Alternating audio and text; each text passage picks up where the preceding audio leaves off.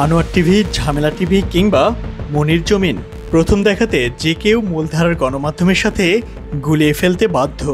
সাম্প্রতিক সময়ে এমনই বেশ কয়েকটি ভুয়া গণমাধ্যম সামাজিক মাধ্যমে ব্যাপক বিভ্রান্তি ছড়াচ্ছে। বর্তমানে এসব পেজে অপতথ্য, ভুয়া খবর ছাড়াও প্রচুর বিভ্রান্তিকর রাজনৈতিক কন্টেন্ট ছাড়া হচ্ছে। ফলে বিভ্রান্তিকর এসব খবরকে বিশ্বাস করে শেয়ারও করছেন অনেকে। না বুঝে এসব অপতথ্য কিংবা গুজবে জড়িয়ে ফেলছেন নিজেদেরকে। আসন্ন নির্বাচনে এসব ভুয়া গণমাধ্যম মানুষের মধ্যে ব্যাপক বিভ্রান্তির সৃষ্টি করতে পারে বলে আশঙ্কা দেখা দিয়েছে। নাম, লোগো কিংবা নিউজের ধরন দেখে যে কারোই মনে হবে দেশের প্রথম সারির গণমাধ্যম। মূলত সামাজিক যোগাযোগ মাধ্যম ফেসবুকে ছড়িয়ে পড়েছে দেশের মূলধারার গণমাধ্যমকে নকল করা এসব পেজ। ফলে বিভ্রান্ত হয়ে এসব সংবাদকে বিশ্বাসও করছেন অনেকেই, এমনকি নিজের ফেসবুক ওয়ালে শেয়ারও করছেন এসব বিকৃত সংবাদ। ইদানিং যমুনা টিভির লোগো নকল করে আনোয়ার টিভি নামে একটি ফেসবুক পেজ পরিচালনা করা হচ্ছে। 2025 সালের 26 মে পেজটি চালু করা হয়। 3 মাস পূর্ণ হওয়ার আগে যার ফলোয়ার সংখ্যা দাঁড়ায় প্রায় 2.5 লাখ।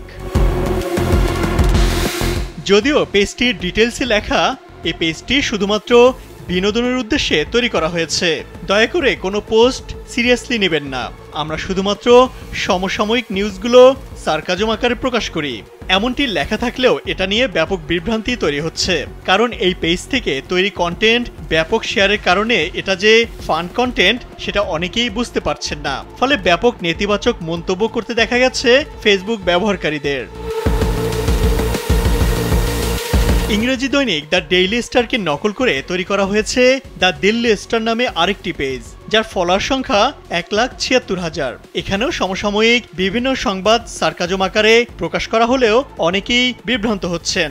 এমনকি তাদের পোস্টগুলো সিরিয়াসলি নিয়ে অনেকে শেয়ারও করছেন নিজেদের সামাজিক যোগাযোগ মাধ্যমে। দৈনিক মানব জমিনকে নকল করে গত 13 আগস্ট খোলা হয়েছে ফেসবুক পেজ মনির জমিন।